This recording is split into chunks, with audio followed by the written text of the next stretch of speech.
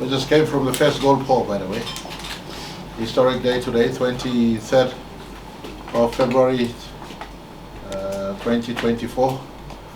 The last time Porgera Gold would have closed production under SML1 was 24th April 2020.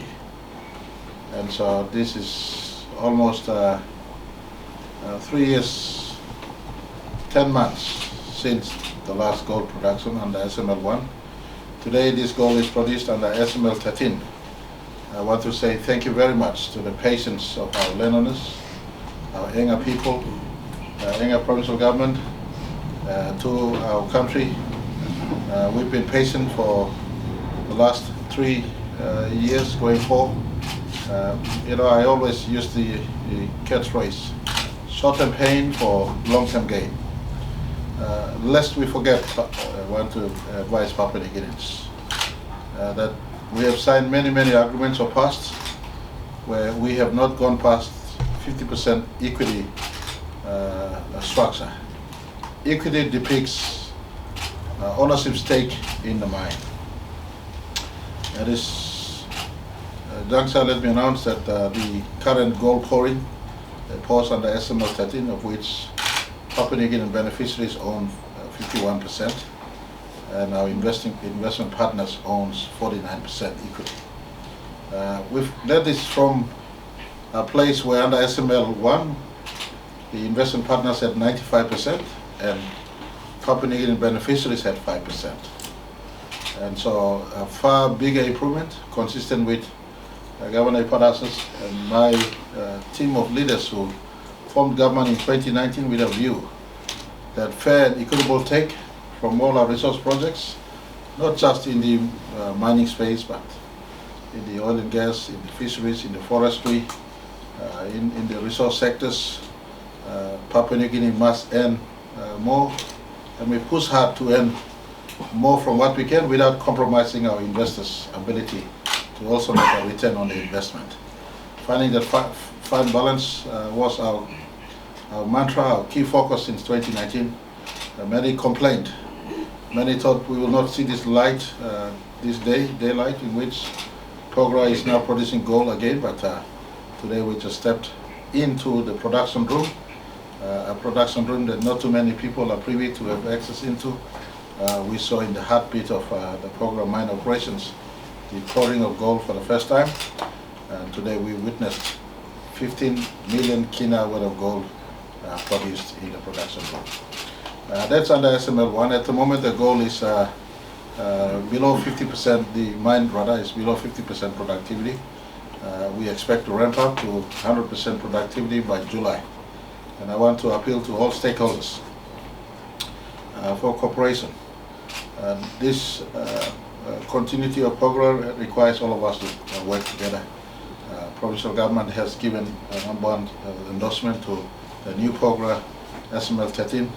SML 13 has features that was never featured before in SML1. You have the environmental issues built into SML 13 conditions. You have the resettlement of the mine precinct villages built into the SML 13 requirements.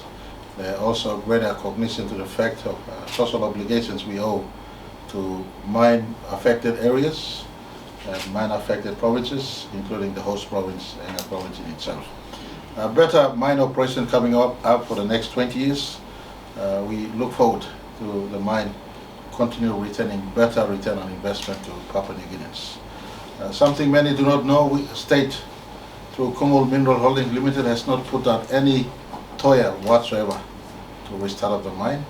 The first year of the mine, we chair the board of New Porgera Limited. This gold that was produced has now for the first time it was sealed as New Porgera Limited gold. Today we lifted the Dory bar numbered NPL 00001. And so symbolic to the first Dory bar produced, of many more Dory bars to come. This is a mine that will run for minimum 20 years. The SML 13 is a 20-year SML life. We have an option of buying out Barrick in 10 years from today. If we so choose to go down this path of phasing them out, we can invoke the provision of the new Porgera agreement, the commencement agreement that we've signed. But the tenement has shown good rich deposits. There's a high possibility, just like we put additional 20 more years of life to Okteri. There's a possibility of life beyond the 20 years. On an average of possibly 400 to 500,000 ounces of gold a year in New Porgera, it stands to be a massive gold production that will service our economy. And we will want to appreciate Barrick at this juncture, Mr. Mark Bristow and the team. Mr. Mark Bristow came into what is now Barrick Gold in 2018, 2019 thereabouts. He's given assurance to us, as government, and to the provincial government that he is not just a fly-in, fly-out operator. He looks forward in a new Porgera Mine. We want to together work to make Porgera better, Enga Province better, and PNG better. He's acclimatized to our national government's vision of take back PNG. He understands exactly what we want. We want to create a better PNG, and part of the process would be remittance. Over 51% of Porgera earnings in US dollar, we want to bring them back in to relieve the current forex issues, will be brought back into our country, and we will ensure that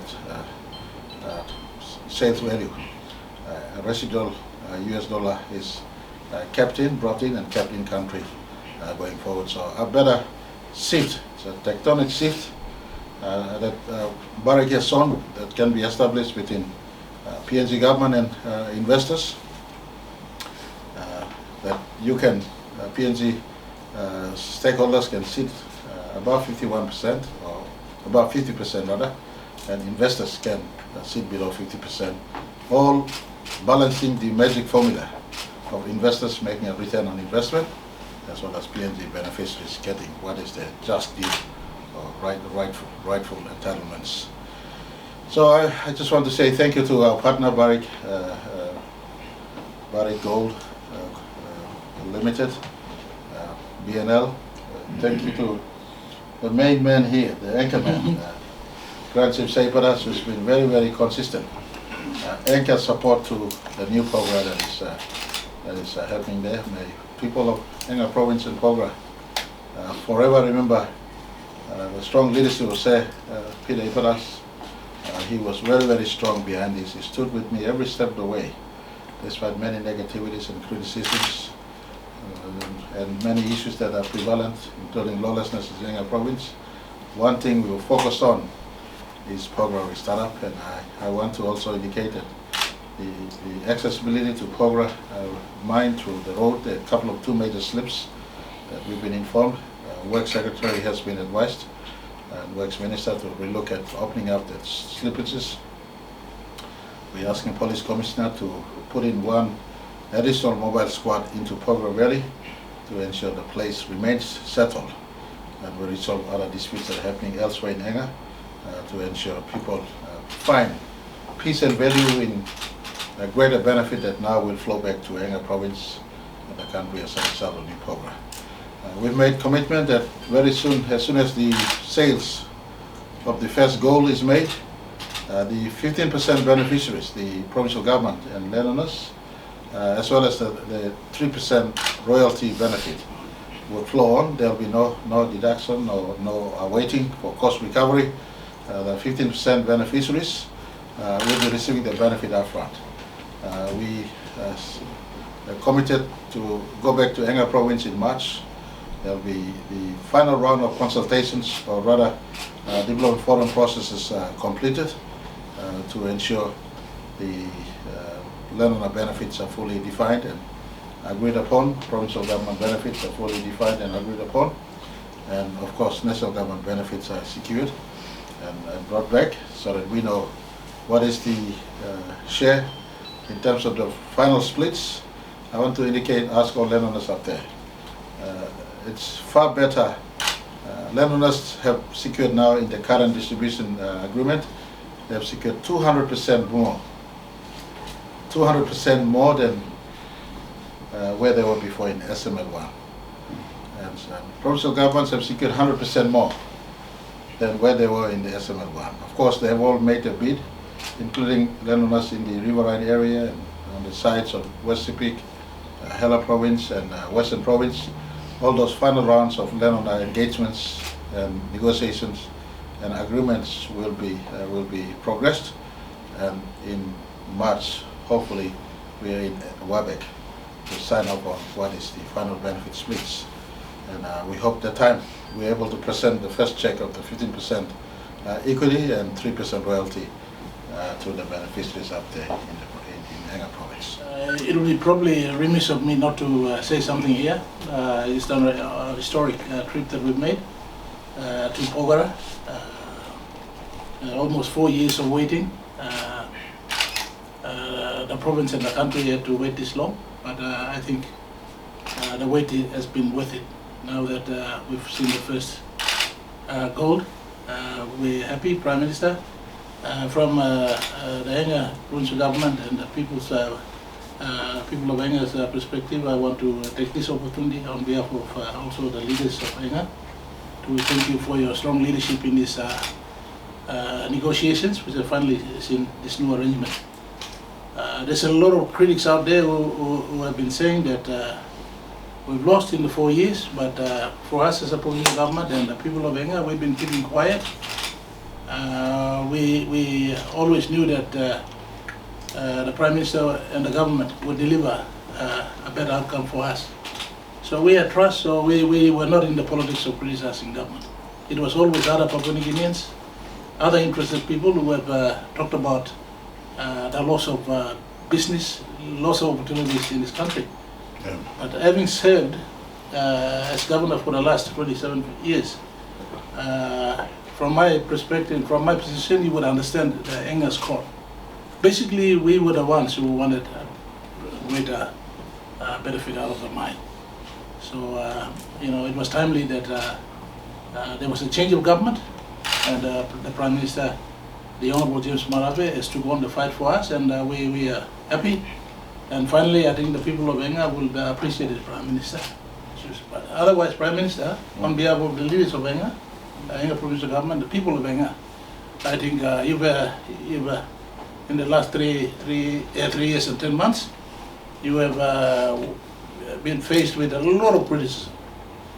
Some politics, some just mainly because they didn't understand the situation in the province.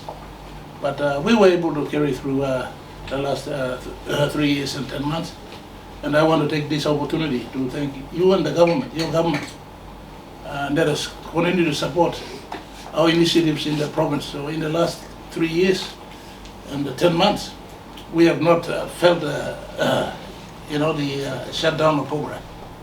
We've been adequately supported by the national government to continue the impact projects that we've been doing.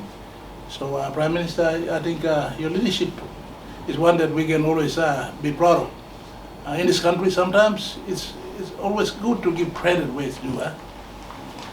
When you're on the outside, you think that you can make it happen, just like playing rugby league. If you're on the side, you can score a try, and blame the player not scoring a try. It's the same thing. When you're in politics, when you're the person in a position, you're doing your best. But those on the sideline will always think that you can do it better. But I think, Prime Minister, in your time in the last, since 2009 to now, this is the major project that you've been working on. And I think you should be proud of your own achievement because you put in the time, and at the same time, you were confident that we will arrive at this. And I've been right at the back, watching you do all the negotiations.